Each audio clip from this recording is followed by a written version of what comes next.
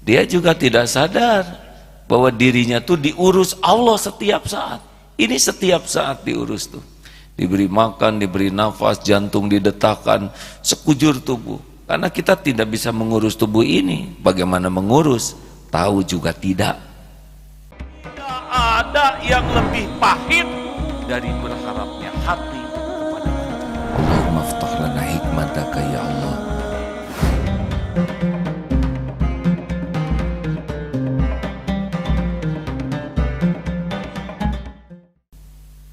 Hadirin, makin tinggi tingkat keyakinan seseorang kepada Allah, pasti makin cinta. Dan kalau orang sudah cinta, pasti dia punya rindu.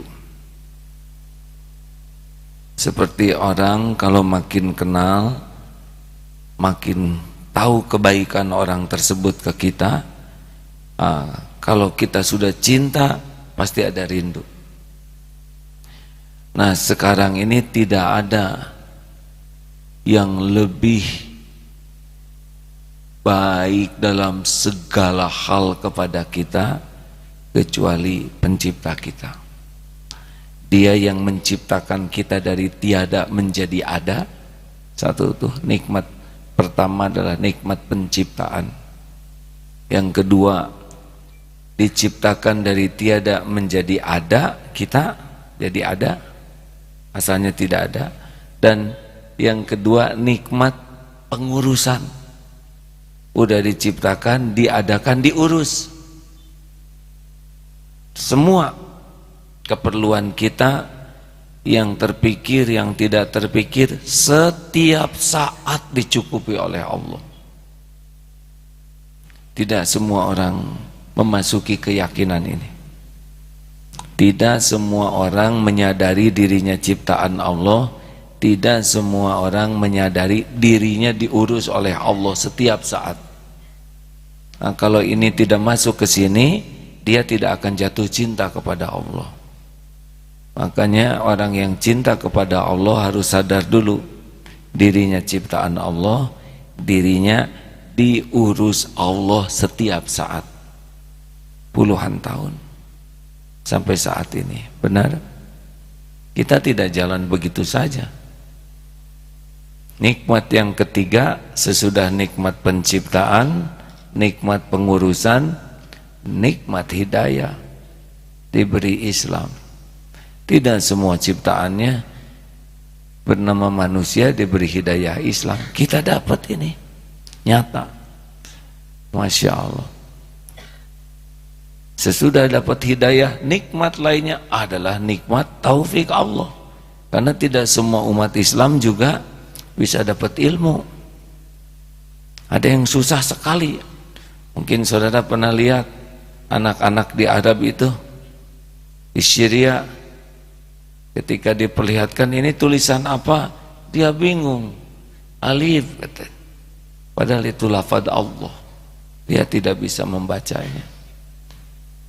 Kita bisa membaca, bisa syahadat, bisa sholat, bisa datang ke masjid sekarang. Ini pertemuan ini mutlak, ini perbuatan Allah Subhanahu wa ta'ala. Kalau orang ingin jatuh cinta, maka dia harus mengenal kebaikan. Kalau kita ingin optimis dalam hidup ini, kita harus sering mengingat kebaikan Allah kepada kita. Kita akan yakin dan kita akan sabar. Bagi yang mengenal karunia Allah itu sangat besar setiap saat.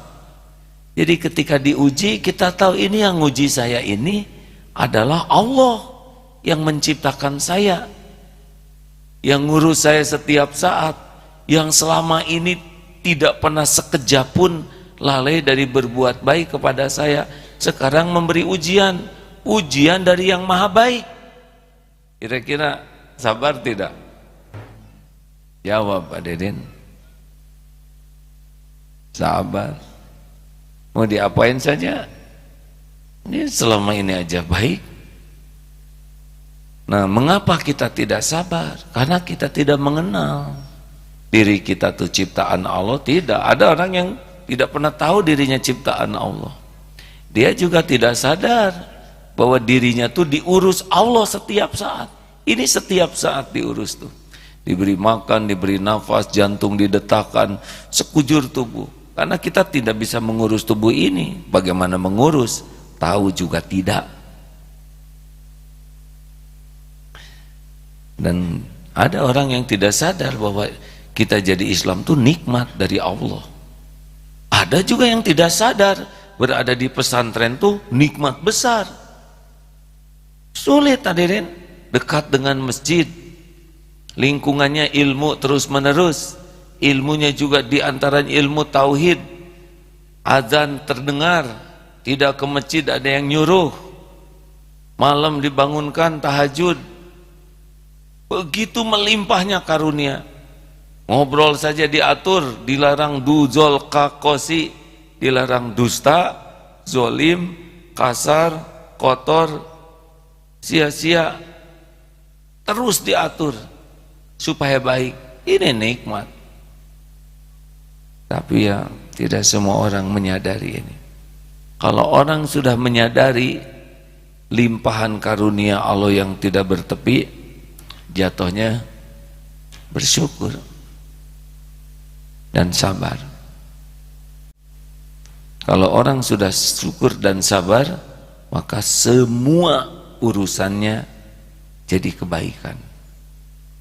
Ajaban li amril mu'min inna amrahu kullahu khair.